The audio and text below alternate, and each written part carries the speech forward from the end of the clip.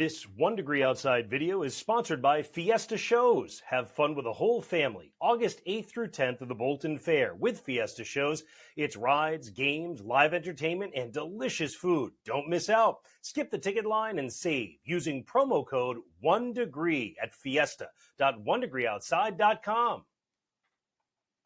1 Degree Outside Weather Network monthly forecast for the month of August 2025. Meteorologist Matt Noyes, wonderful to have you with us. And I don't know if you heard already, but our members saved the day because of your sponsorship, your membership at any of the membership levels at membership.onedegreeoutside.com.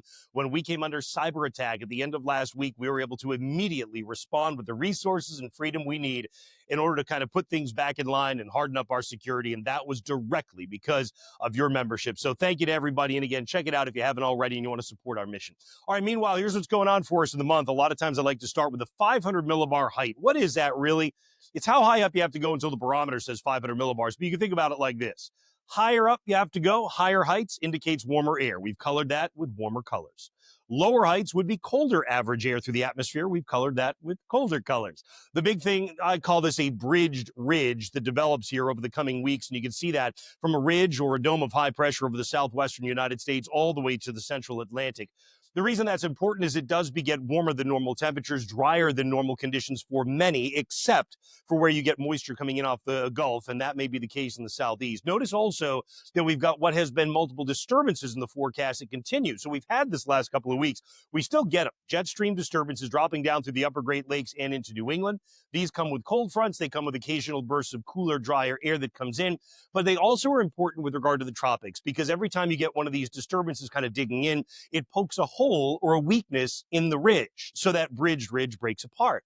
Now, I wouldn't take this necessarily forecast verbatim. We have a lot of different solutions we can look at behind the scenes, much fewer that we can actually show here in the maps for presentation. But I would take the moral of the story of this being we need to watch the tropics, because if we end up with holes developing in the ridge, that opens the door for the tropical systems to turn north. And that may be into the mid-Gulf Coast, the eastern Gulf Coast, the eastern seaboard, or just offshore. All of those are possibilities here as we go through the month. But what I'm telling you is this is the type of pattern that would open the window a little bit. In terms of what it means for New England and the Northeast, well, what I've done here is I've taken our jet stream forecast. I'm going to put it in motion. I'm really just coloring in the stronger winds. So at first you'll see there's not a lot of steering wind as we get out to the end of this week and in the beginning of next, right? But notice the disturbances that keep swinging down through the northern tier, the upper Great Lakes, and New England. Those carry stronger winds. So there is oftentimes in a pattern like this a propensity to sweep any systems out to sea before they ever get to New England. Doesn't mean they don't get to the eastern seaboard, but there's a tendency to swing them out. You have to be careful with whatever promises you make to that regard, because it's all about timing, right? If you had a tropical system slide in just prior to one of those disturbances, it actually could instead swing up the coastline. So, okay, we better answer the question of what's going on in the tropics. Is there anything imminent to worry about there? Well, we've been covering Dexter already in our Insights video, but notice that we've got some of that Saharan dust blowing off across much of the eastern Atlantic over the next 5 days. So this is going to be something that does not favor tropical development. The farther west you go in the Atlantic through the Caribbean and into the Gulf and much of the western Atlantic, you do have high favorability for tropical system development as we get over the course of this week. So that would be the area we'll watch in the next 2 weeks, really the first half of August. And I think once you get into later August, pretty much anywhere is game as long as that Saharan dust dies down.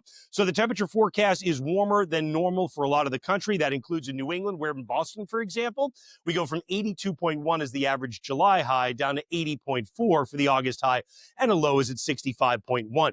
We did have a little bit more rain than usual this past 30-day period across southern New England. Notice not on the Cape.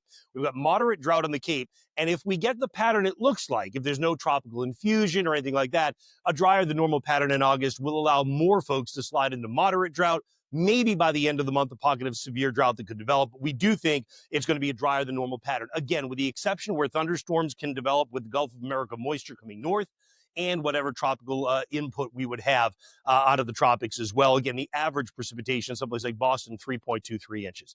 As we go through and we look at 14-day intervals, you can always get our 14-day forecast on our free 5-star weather app. Search 1 Degree Outside on the App Store and Google Play. That's the way the monthly forecast looks for now. Keep in mind, we always have updates on what's going on in the tropics at home in New England, and a look across the country usually too in our Insights videos that you'll always find at onedegreeoutside.com and atop the home screen of our 1 Degree Outside weather app.